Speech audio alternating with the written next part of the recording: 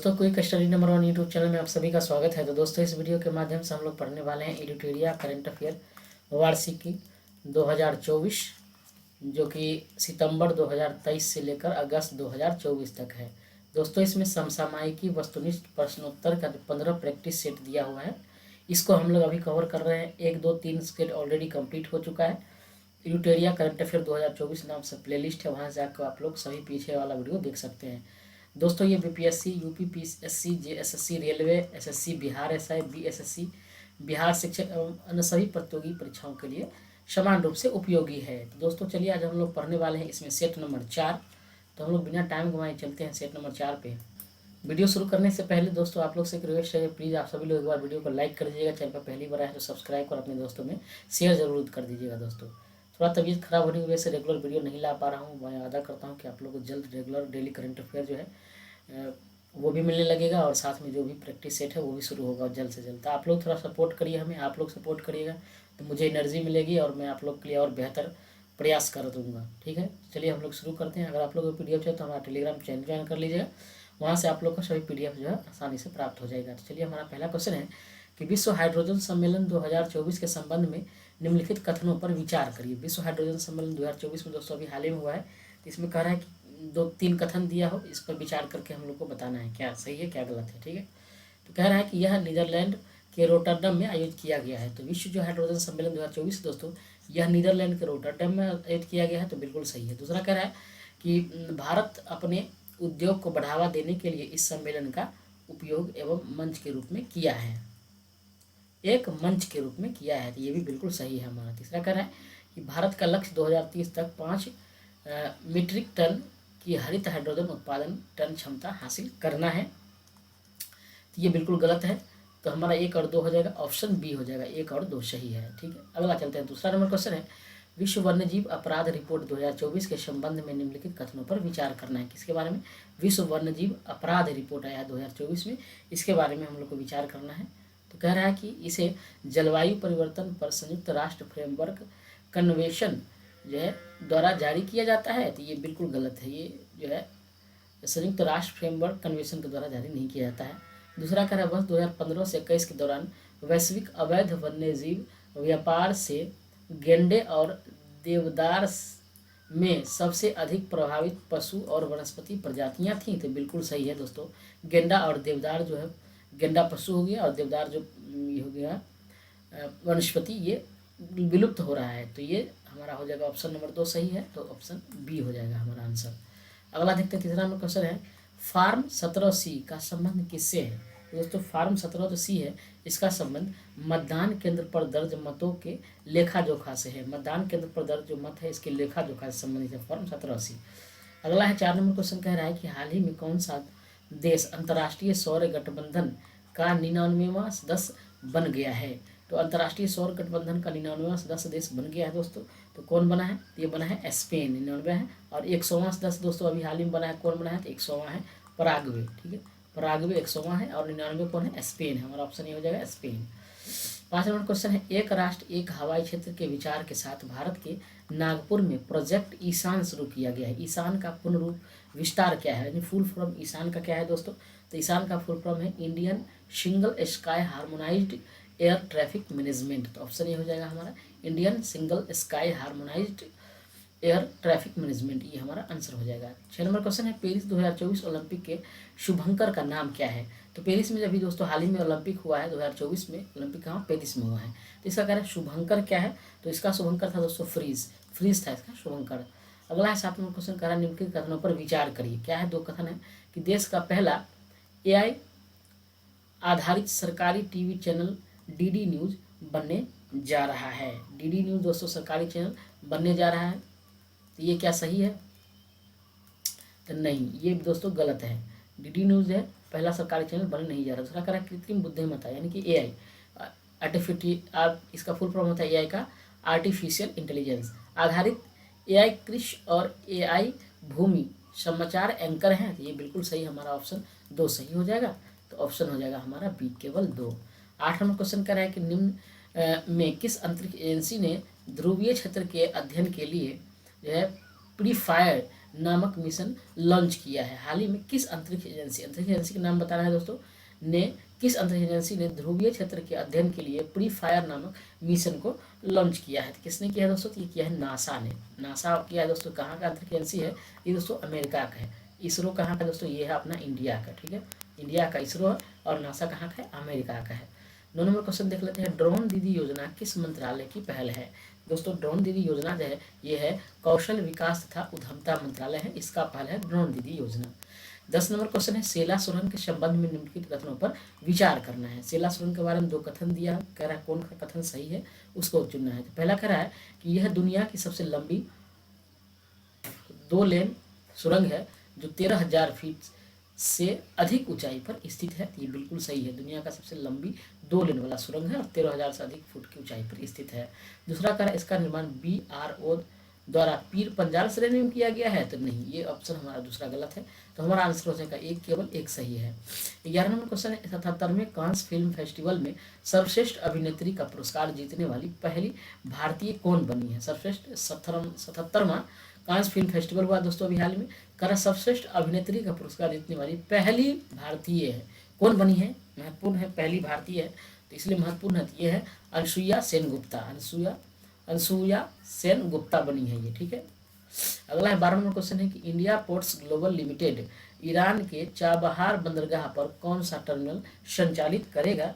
ये दोस्तों कौन संचालित करेगा, कौन सा टर्मिनल, तो ये शाहिद बेहस्ती जो टर्मिनल है इसको संचालित करेगा। कहाँ का है ये शाहिद बेहस्ती टर्मिनल, ये दोस्तों ईरान का है। 13 नंबर क्वेश्चन है, अंटार्कटिक संधि प्रणाली में भारत की स्थिति क्या है। अंटार्कटिक जो संधि प्रणाली है इसमें कह रहा है भारत की स्थिति बताना है, तो इसमें है मताधिकार के साथ परामर्शदात्री पार्टी, ये ऑप्शन बी हो जाएगा हमारा सही।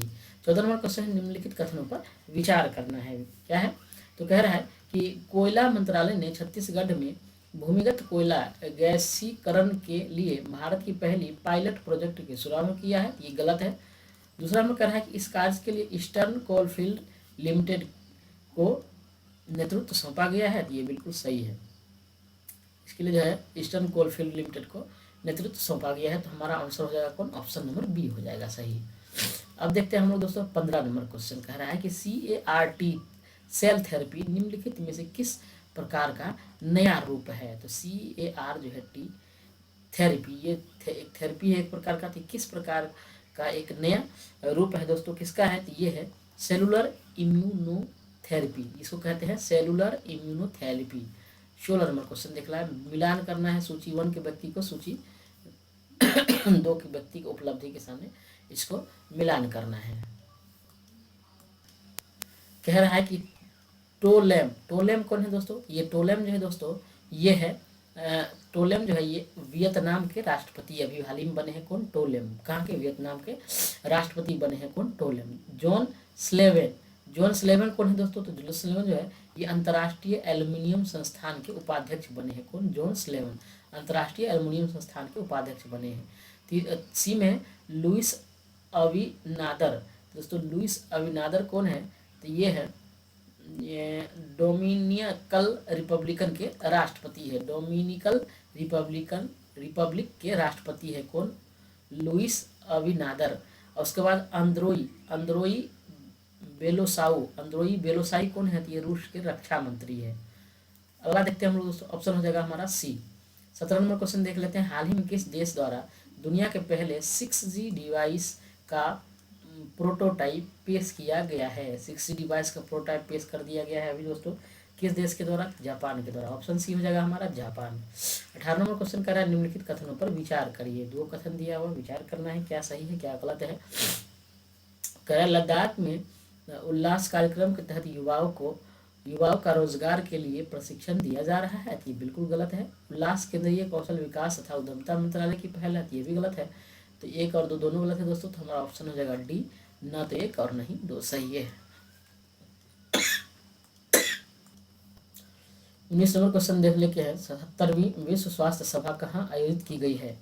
तो 77वीं विश्व स्वास्थ्य सभा दोस्तों अभी हाल ही में आयोजित हुई है, तो कहाँ हुई है, तो ये हुई है दोस्तों जेनेवा में आयोजित की गई है। 20 नंबर क्वेश्चन है, हाल ही में खबरों में रहा भारतीय साइबर अपराध समन्वय केंद्र किस मंत्रालय के तहत संचालित होता है। तो ये दोस्तों किस मंत्रालय के तहत होता है संचालित, ये गृह मंत्रालय के तहत संचालित होता है।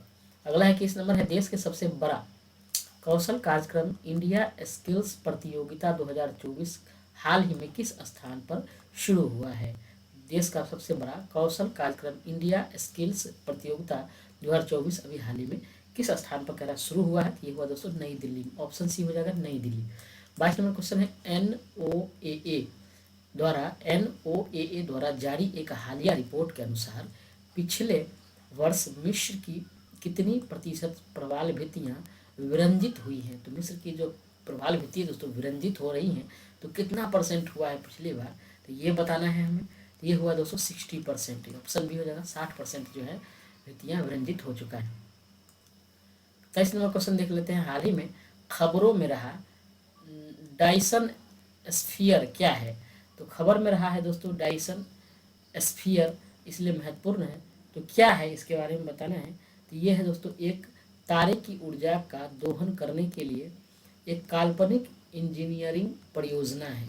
एक तारे की ऊर्जा का दोहन जो है करने के लिए एक काल्पनिक इंजीनियरिंग परियोजना है क्या, डायसन स्फीयर।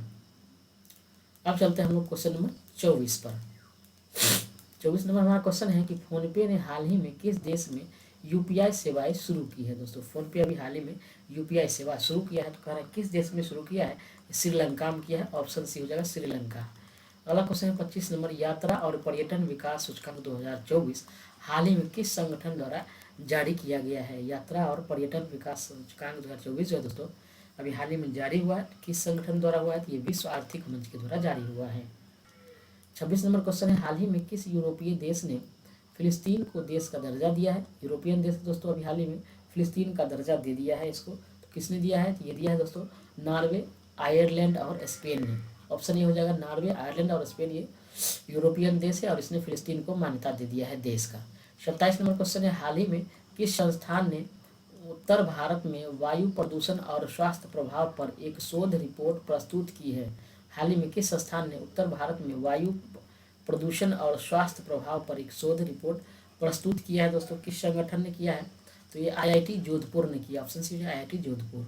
28 नंबर क्वेश्चन है NASA ISRO synthetic aperture radar, जिसको कहते हैं हम लोग निसार, इसका फुल फॉर्म है NASA ISRO synthetic aperture radar है। उपग्रह के संदर्भ में निम्नलिखित कथनों पर क्या करना है दोस्तों, विचार करना है इसके बारे में। ठीक है, कह रहा है कि निसार जो है पृथ्वी की सतह का निरीक्षण करने के लिए दोहरी आवृत्ति का उपयोग करने वाला पहला रडार इमेजिंग उपग्रह होगा। नहीं, ये गलत है। दूसरा कह रहे हैं निसार हर 12 दिनों में पूरी पृथ्वी को कवर करेगा। ये बिल्कुल सही है। ये निसार जो है हमारा NASA ISRO synthetic aperture radar ये 12 दिन में ही पूरी पृथ्वी को जो है एक बार चक्कर लगा लेगा, यानी कवर कर लेगा। तो ये हमारा दूसरा सही है। तीसरा कह रहा है कि उपग्रह का S band synthetic aperture radar जो है वनस्पति, बर्फ और मिट्टी के माध्यम से गहराई में प्रवेश करने में सक्षम है ताकि सतह के परिवर्तनों और आंदोलनों की छवियों को कैप्चर किया जा सके। ये बिल्कुल गलत है। तो हमारा ऑप्शन कौन हो जाएगा दोस्तों, ऑप्शन हो जाएगा बी, यानी कि केवल 2 सही है। 29 नंबर क्वेश्चन का निम्नलिखित में से कौन 75/25 पहल का लक्ष्य है। 75/25 पहल का लक्ष्य कौन सा है ये बताना है। तो यह 2025 तक उच्च रक्तचाप और मधुमेह से पीड़ित 75 मिलियन व्यक्ति की जांच करना और उन्हें मानक देखभाल प्रदान करना, ये है 75/25 पहल का लक्ष्य। 2025 तक उच्च रक्तचाप और मधुमेह से पीड़ित 75 मिलियन व्यक्तियों की जांच करना और उन्हें मानक देखभाल करना। 30वां क्वेश्चन है हाल ही में किस राज्य ने राज्य में बालिका शिक्षा को बढ़ावा देने के लिए मुख्यमंत्री संतुष्ट मोइना योजना शुरू किया है। मुख्यमंत्री संतुष्ट मोइना योजना दोस्तों अभी हाल ही में शुरू हुआ है। किसने किया है, ये असम किया है। ऑप्शन डी हो जाएगा असम। 31 नंबर क्वेश्चन है हाल ही में माउंट एवरेस्ट पर विजय पाने वाली सबसे उम्रदराज भारतीय महिला कौन है। माउंट एवरेस्ट पर चढ़ी है ये, तो सबसे उम्रदराज है इसलिए महत्वपूर्ण है। ये कौन है, ज्योति रात्रे है। ऑप्शन ये हो जाएगा ज्योति रात्रे। 32 नंबर क्वेश्चन है हाल ही में किस मंत्रालय ने स्वच्छ भारत मिशन शहरी 2.0 के तहत सफाई अपनाओ बीमार भगाओ पहल शुरू किया है। दोस्तों किस मंत्रालय ने शुरू किया है, तो ये आवास और शहरी मामले का मंत्रालय ने शुरू किया। ऑप्शन ए हो जाएगा हमारा। हम लोग चलते हैं क्वेश्चन नंबर 33 पर।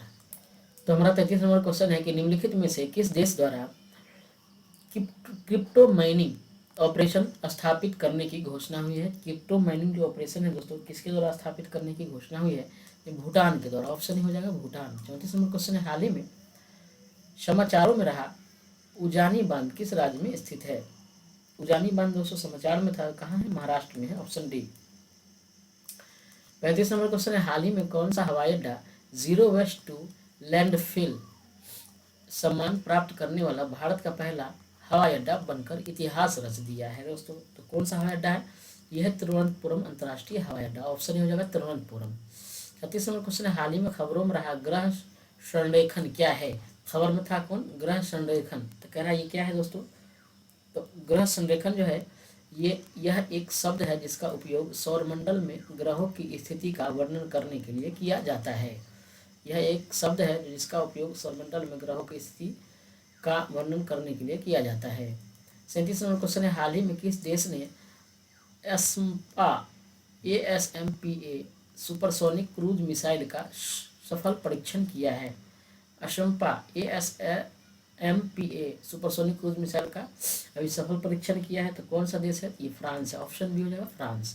38 नंबर क्वेश्चन कह रहा है कि हाल ही में दुनिया का पहला 100% बायोडिग्रेडेबल पेन नोट पेन किस देश में लॉन्च किया गया है? तो बायोडिग्रेडेबल पेन है दोस्तों, महत्वपूर्ण है। किस देश ने अभी हाल ही में इसको लॉन्च किया है? तो अपना प्यारा देश भारत में लॉन्च हुआ है। ऑप्शन ए हो जाएगा। 39 नंबर है, हाल ही में खबरों में रहा ग्लेशियर 12B क्या है? तो दोस्तों ग्लेशियर 12B जो है ये क्या है? तो ये है क्या? पृथ्वी के आकार का बाह्य ग्रह है। हाल ही में खबरों में रहा ग्लेशियर 12B क्या है? तो ये पृथ्वी के आकार का बाह्य ग्रह है। 40 नंबर क्वेश्चन कह रहा है कि जो 2024 एशियाई जिम्नास्टिक चैंपियनशिप में स्वर्ण पदक जीतने वाली पहली भारतीय जिम्नास्ट कौन बन गई है? भारतीय जिम्नास्ट कौन बन गई है दोस्तों? तो ये बनी है दीपा कर्माकर। ऑप्शन ही हो जाएगा दीपा कर्माकर। 41 नंबर क्वेश्चन है, हाल ही में भूस्खलन के कारण खबरों में रहा माउंट मुंगालो किस देश में स्थित है? तो माउंट मुंगालो दोस्तों खबर में था, कहाँ है? ये पापुआ न्यू गिनी में है। ऑप्शन भी हो जाएगा Papua New Guinea. 42 number question, हाल ही में गीतानाथ नौसेदा को किस देश के राष्ट्रपति के रूप में पुनः चुना गया है? गीतानाथ नौसेदा जो है दोस्तों किस देश के राष्ट्रपति के रूप में फिर से चुन लिया गया है? तो किस देश का ये चुना गया है? लिथुआनिया के। ऑप्शन बी हो जाएगा लिथुआनिया।